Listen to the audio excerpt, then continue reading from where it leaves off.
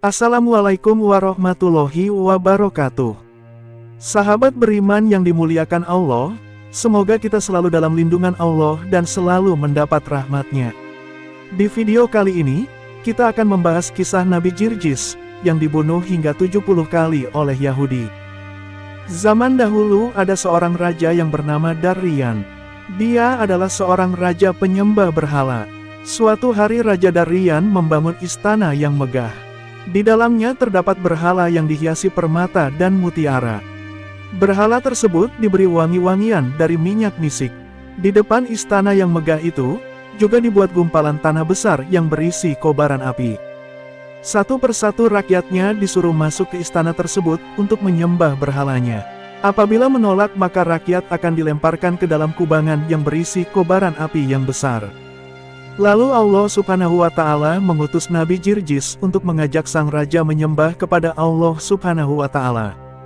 Nabi Jirjis pun menghadap sang raja dan berkata kepadanya, "Mengapa engkau menyembah berhala, padahal dia tidak bisa mendengar, tidak bisa melihat, dan tidak bisa memenuhi kebutuhanmu?"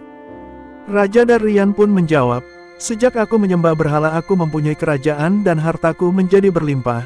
Sedangkan kamu, apa yang telah kamu dapatkan dengan menyembah Tuhanmu? Kamu tidak mempunyai harta dan kemewahan seperti aku. Tidak nampak sedikit pun kenikmatan yang kamu dapatkan." Nabi Jirjis kembali berkata, "Sesungguhnya nikmat dunia itu akan hilang saat kita meninggal, dan Tuhanku telah memberikan kepadaku nikmat akhirat di dalam surga." Maka terjadilah diskusi yang panjang di antara mereka berdua, yang pada akhirnya sang raja menjadi murka, karena kalah dalam berargumentasi. Lalu ia memerintahkan bawahannya untuk membunuh Nabi Jirjis. Sang raja memberi perintah untuk mendidihkan air dalam sebuah bejana besar lalu menumpahkan ke tubuh Nabi Jirjis. Seketika itu juga, tubuh Nabi Jirjis langsung meleleh. Tak berhenti sampai di situ, sang raja memerintahkan untuk menyisir tubuh Nabi Jirjis dengan sisir yang terbuat dari besi, hingga tak tersisa sedikit pun daging dari tubuh Nabi Jirjis, kecuali hanya tulang-tulangnya saja. Lalu Allah menghidupkan kembali Nabi Jirjis dan mengembalikan bentuknya seperti sedia kala. Kemudian Nabi Jirjis menyeru kepada sang raja dengan suaranya yang keras, "Hai kafir, katakanlah tiada Tuhan selain Allah." Melihat keajaiban itu, bukannya membuat sang raja menjadi beriman, tapi justru membuat sang raja semakin geram. Ia kembali mengincar Nabi Jirjis, dan raja memerintahkan agar membawakan 6 paku besar dari besi. Lalu menancapkan 2 paku tersebut di kedua tangan Nabi Jirjis.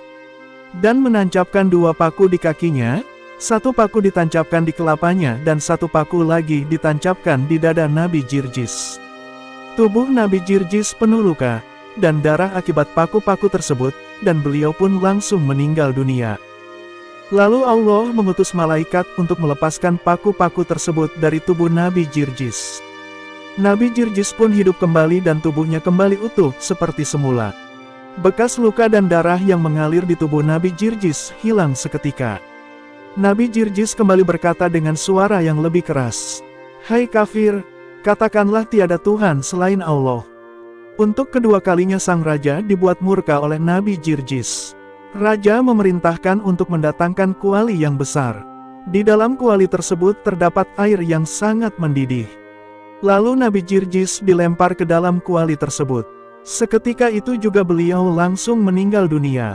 Untuk kesekian kalinya, dengan kuasa Allah Nabi Jirjis hidup kembali.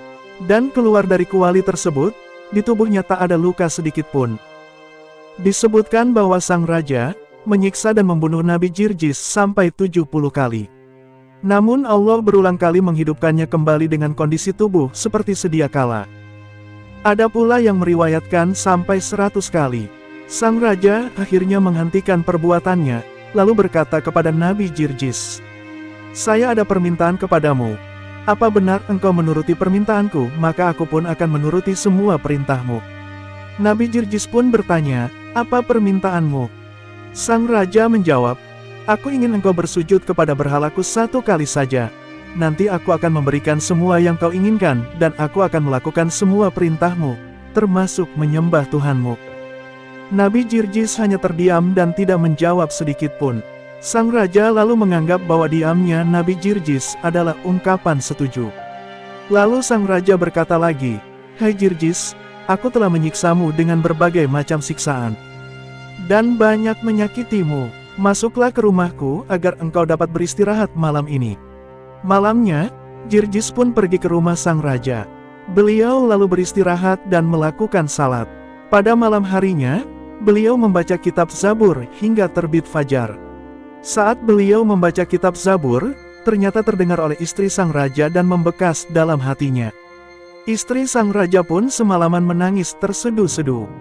Ia lalu mendatangi Nabi Jirjis untuk bertaubat dan memeluk ajaran beliau.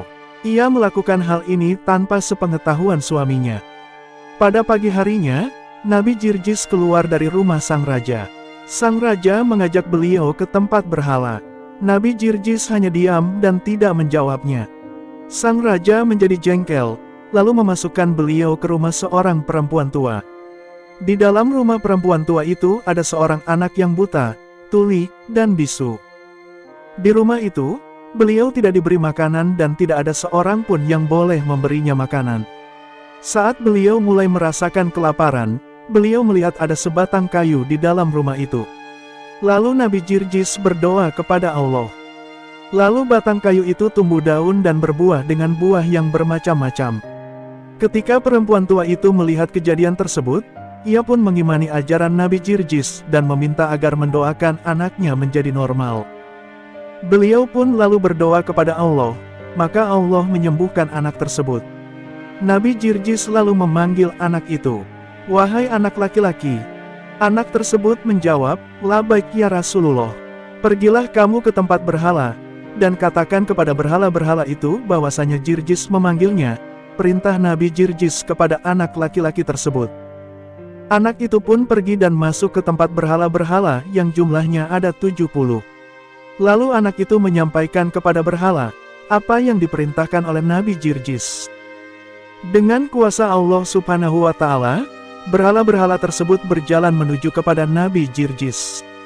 Berhala-berhala tersebut berjalan menggunakan kepalanya dengan posisi terbalik. Saat itu istri sang raja melihat berhala-berhala itu berjalan, lalu mengikuti kemana arah tujuan berhala-berhala tersebut. Sesampainya di hadapan Nabi Jirjis, beliau melihat istri raja di belakang berhala-berhala tersebut. Kemudian Nabi Jirjis menunjuk bumi dan menghentakkan kakinya. Seketika itu juga bumi terbelah, berhala-berhala yang ada di hadapannya hancur berantakan.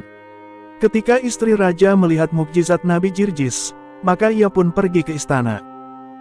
Dan kemudian istri raja berseru kepada rakyatnya, "Wahai penduduk negeri, kasihanilah diri kalian, ikutilah ajaran Nabi Jirjis." Sang raja sontak kaget mendengarnya. Lalu raja berkata kepada istrinya, "Sesungguhnya aku sudah melihat banyak mukjizat, tapi aku tidak mau mempercayainya. Engkau baru melihat satu saja sudah langsung mempercayainya." Sang istri menjawab, "Itu karena kamu adalah orang yang celaka, sedangkan aku adalah orang yang beruntung." Kemudian sang raja pun memerintahkan bawahannya untuk membunuh istrinya. Di saat yang lain, Nabi Jirjis bermunajat kepada Allah, "Ya Tuhanku, saya telah merasakan gangguan orang-orang kafir selama 70 tahun lamanya. Dan sudah tidak tersisa lagi kemampuanku setelah hari ini. Maka berikanlah kepadaku rizki mati syahid dan azablah mereka." Tidak lama kemudian datanglah beberapa utusan istana kepada Nabi Jirjis. Lalu mereka melepaskan pedangnya ke tubuh Nabi Jirjis.